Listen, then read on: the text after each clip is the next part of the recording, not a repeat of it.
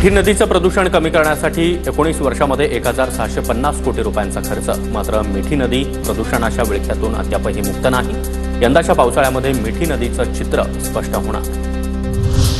मुंबई महापालिकेवर ठेकेदारांची देयक देण्यासाठी 16,900 कोटींचं कर्ज काढण्याची नामुष्की। 20 वर्षांसाठी 9% व्याज द्यावं लागणार।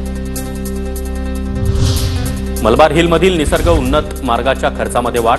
मूळ प्रकल्पाचा खर्च 12 कोटींवरून आता 25 कोटी झाला। वांद्रे शासकीय वसाहतीमधील गृहनिर्माण संस्थेसाठीच्या भूखंडासाठी निकष ठरवण्यासाठी समिती गठीत। उपमुख्यमंत्री एकनाथ शिंदेंनी समिती गठीत करण्याचे आदेश दिले। पुण्यामध्ये बेकायदा बांधकाम प्रकरणामध्ये बांधकाम व्यावसायिकाला कोंढवा पोलिसांकडून अटक। बेकायदा बांधकाम केल्यानं महापालिकेकडून फिर्याद दिल्यानंतर गुन्हे दाखल करण्यात आले होते। मुंबईच्या कोस्टल रोडवर मे अखेरपर्यंत सायकलसाठी वेगळा ट्रॅक तयार केला जाणार। महापालिका आयुक्त भूषण गगराणी यांची माहिती।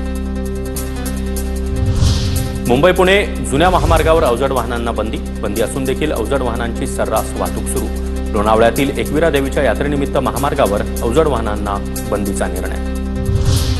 पुणे महापालिकेनं बसवलेल्या पाण्याच्या मीटरची नागरिकांकडून पाणीपट्टी घ्यावी असा प्रस्ताव तयार करून स्थायी समिती समोर ठेवा। पुणे महापालिका आयुक्त डॉक्टर राजेंद्र भोसले यांच्या पाणीपुरवठा खात्याला सूचना।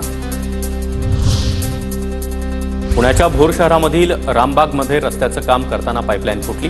10 दिवसांपासून परिसरातील पाणीपुरवठा बंद। पाईपलाईन दुरुस्त करण्याची नागरिकांची मागणी।